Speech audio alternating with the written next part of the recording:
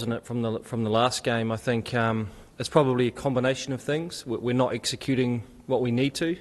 We've got pretty simple plans, and I think watching the way we bowl, we'll bowl in an area, get hit, and then very quickly change. So if you probably look at the way we bowl, and you probably couldn't distinguish a plan, and I think that's a disappointing thing. It's when we're being put on the back foot, we're sort of chasing our tail a little bit and finding ourselves in trouble.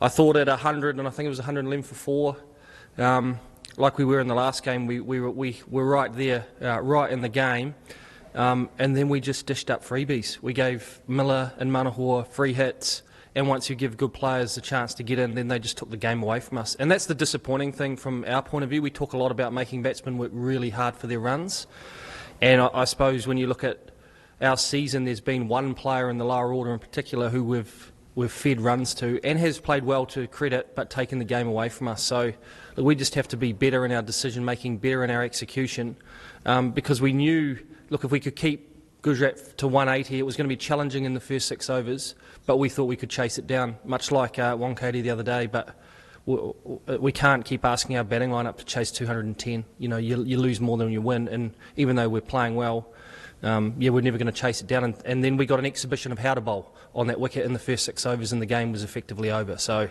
yeah, it was a tough day for us. Well, there been no plan B when chasing low stand early wicket, but there was no plan to reserve the innings.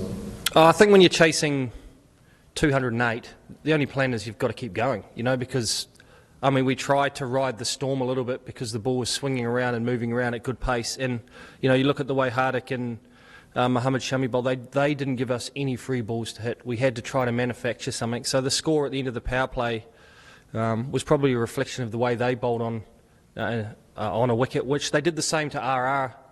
In those first 6 overs, they found it really hard going as well. So we knew that the first 6 was going to be tough. And as I said, if we could keep the score to 180, if you could ride that 6 overs out, it got difficult for the bowling team because of the dew factor. But yeah, in the end, as I said, once the power play finished and we were on the score we were, it was probably more about trying to stop the damage to our run rate, which has taken another big hit tonight, which doesn't help us.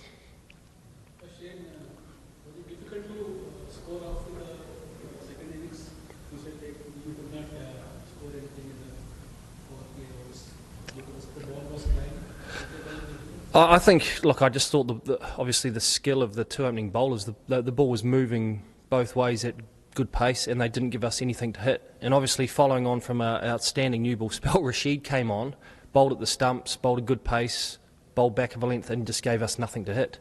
And that was the difference. They just executed things really well, very simply. And towards the back end of the innings, we started to get little flourishes of partnerships, but we were out of the game by then. So really from our perspective, we probably got an exhibition of how to bowl for those first 10 overs, the way Gujarat went out and went about their business.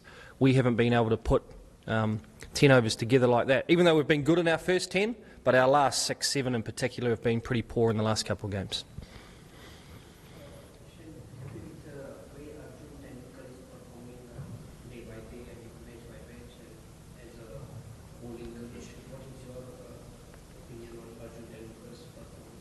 Look, I thought he did well today.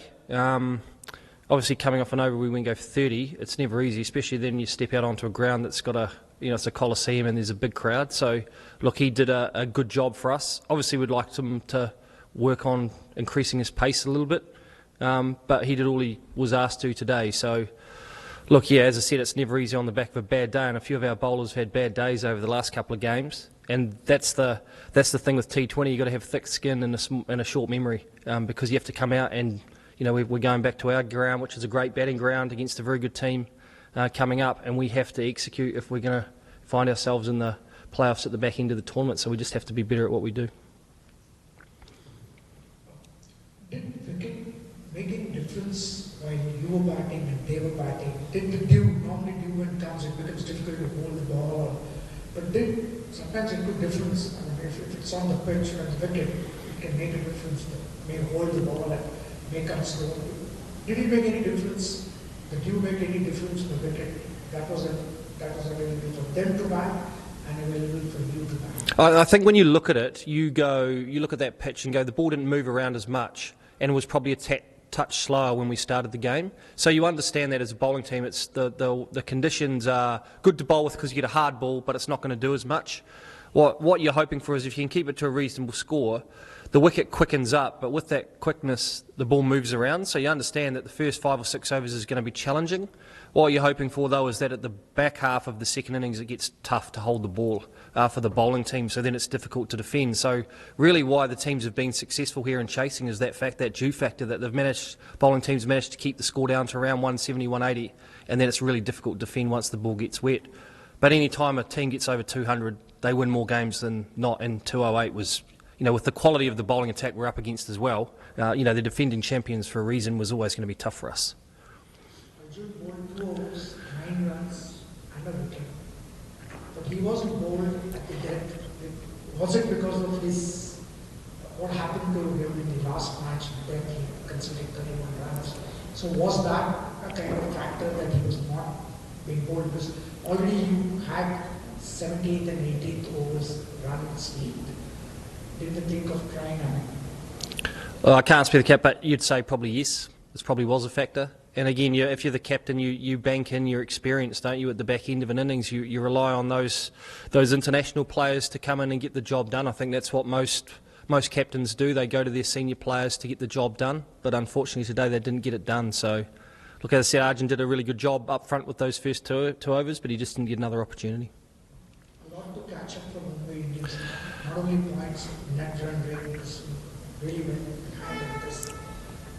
Are there going to be kind of changes or something? Because it seems the bowling is the main concern, should be the main concern for the team.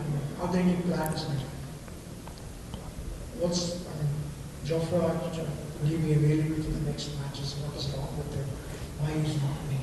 Look, I don't know whether he'll be available for the next match. In terms of changes or plans, haven't had any time to sort of digest that. But look, when you're losing, that's the natural thing that happens, is you consider your balance of your team. I think our batting order's done a really good job for the tournament, and it's pretty settled, and it's it's the strength of our team, there's no doubt about that. The combination of our bowling and who's bowling and how they're bowling is up for grabs, and that's fair enough because we just haven't bowled well enough. So, look, we've got a couple of days before the next game, a couple of practices to get stuck into, and I'm sure between the coach captain that those conversations around selection and who warrants a place in the team are going to happen, because it needs to.